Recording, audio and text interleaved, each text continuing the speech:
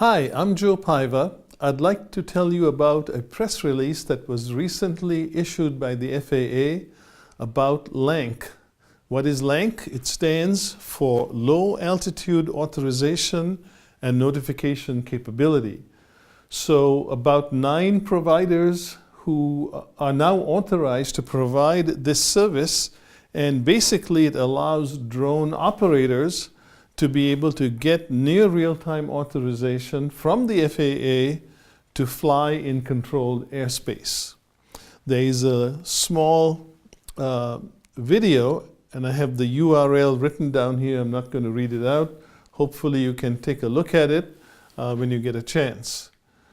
The LAANC is extremely accessible. That's the whole idea with these new providers. The specifications that were created by the FAA requires them to make it possible to use your phone or your desktop or your laptop to access this system and seek authorization for drone operations in areas where manned aircraft and unmanned aircraft need to coexist somehow.